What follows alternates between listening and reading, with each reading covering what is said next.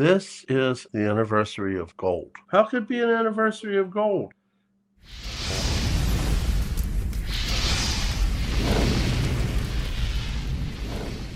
What's up, everyone? Tiger Stacker here. Happy New Year. Tomorrow we're going to celebrate another year full of hope and a better tomorrow. Hopefully our government will do right by us as they have promised. But this is a special day. This is an anniversary. What anniversary, you ask? The anniversary of gold. But you say, Tiger, how could it be an anniversary of gold? Gold has been around for over 6,000 years, and we've used gold for over 200 years. It's not the anniversary I'm talking about, my friends. Usually we talk about silver, but not today. Although this is beautiful and some is historic, today's topic is about the yellow metal, gold. So to understand this anniversary, let me take you on a little historical trip. Our founding fathers formed the Constitution and in its process set up Article 1, Section 10, Clause 1 of the Constitution that prohibits states from making anything but gold and silver as a currency or a tender in the payment of debt. But you say, Tiger, we've fallen away from that. And yes, we have. But the story then continues. You all know about what's happened over the years, especially those of us who are numismatists. As you all recall, very important and powerful financiers and bankers went to Jekyll Island for a meeting in 1910. 3 years later, the Federal Reserve was born. And since that process, there has been a declination of our fiat currency. You all know this, but the story is very interesting and it leads to the anniversary. We all know that in 1933, April 5th, President Franklin Delano Roosevelt signed Executive Order 6102, making it illegal for Americans to own gold. In fact, not more than 5 ounces unless you had special arrangements such as you were a dentist or you were a collector or you were a jeweler. And then over time, the collectors were able to keep their gold if it was pre-1933. I'm a firm believer in collecting pre-1933. Not that I believe that our government will take and confiscate from us physically again, although they might try to do that. But for me, it's beautiful. Absolutely beautiful. And it's not only just because you can turn it into jewelry. I really love this ring. Thank you, Chevalier.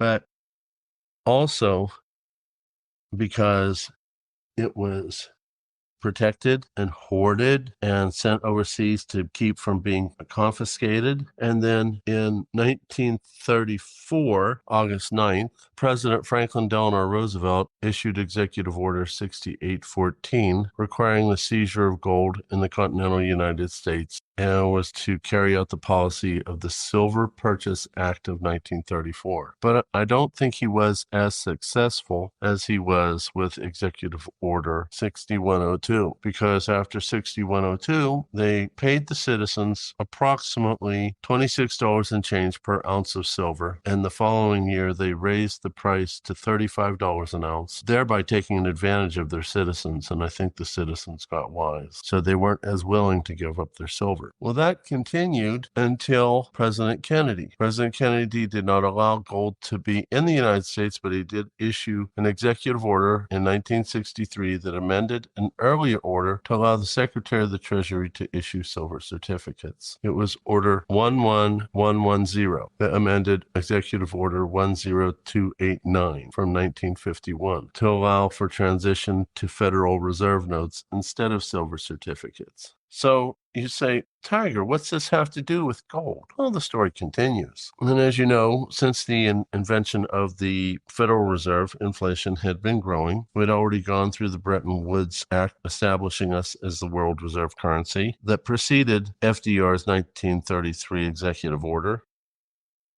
But then we got into the early 1970s. And in 1971, August 15th to be exact, Nixon effectively removed gold from the currency, believing that he was keeping the American dollar strong.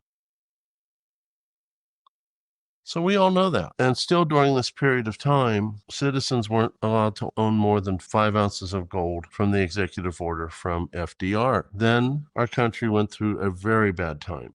They went through Watergate, which nearly broke our country apart. And then Nixon resigned, putting his vice president, who replaced his previous vice president, Gerald R. Ford, in as president. In fact, he was one of our shortest presidents to ever take office. The first was William Henry Harrison of 32 days, then James Garfield of 199 days, Zachary Taylor, 1 year, 127 days. The fourth one, Warren G. Harding, 2 years, 51 days. And then fifth, Gerald Ford, 2 years, 164 days. I would love to play for you this clip, but I don't think YouTube would allow me. I've listened to it, and Gerald Ford gave an incredible inaugural speech to the American people at that time. He talked about him being under extraordinary circumstances. He was not going to make a campaign speech. He was not going to do anything but be very realistic with the people. And he wanted to heal the wounds that were caused by the Watergate scandal and how it was tearing our country apart. A president who, for the most part, sacrificed his career to try to repair the wounds that was ripping through our nation. President Nixon resigned August 9, 1974, to which Gerald Ford took over and resumed the office of the presidency. He pardoned Richard Nixon September 8, 1974, effectively and permanently ruining his chance to remain as president. In my mind, he's a hero because he put country first, and he should be ranked up there with George Washington, President Lincoln, Ronald Reagan, and so many others. But this now leads us to the anniversary of gold, because President Gerald Ford made it legal for Americans to own gold on this date, December 31st, 1974. So this is the anniversary of gold for us citizens. Once again, the 50-year anniversary for American citizens to own gold in the United States. And you didn't have to stick with only 1933 gold and older.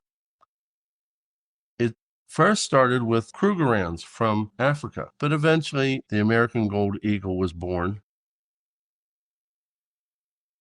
And what a beautiful, beautiful item it is. I've been lucky enough to get a few 1 ounces. I usually get the fractionals.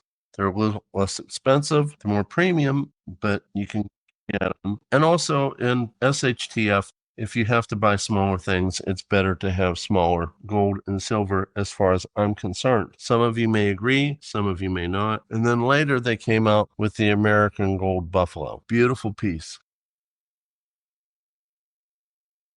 This is 90% gold, with some copper to make it harder so it doesn't get worn out, and some silver to make it a little less yellow than what the Krugerrand is.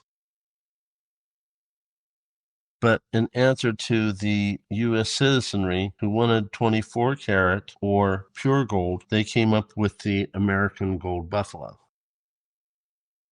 And in these 50 years, we have been allowed to own gold as citizenry and use it to preserve our wealth, in addition to the silver. So I want to say thank you, President Ford, for giving us back our constitutional right to own this stuff, gold. As your days go forward and this anniversary comes back yearly, please remember President Gerald Ford for his 2+ years of service and doing 2 really wonderful things for us.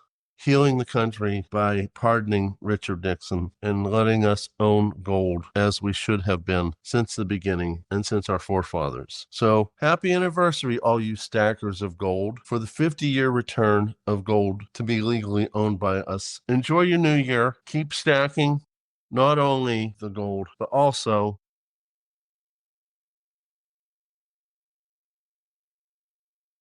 the silver. See you all in the next one. Tiger Stacker out.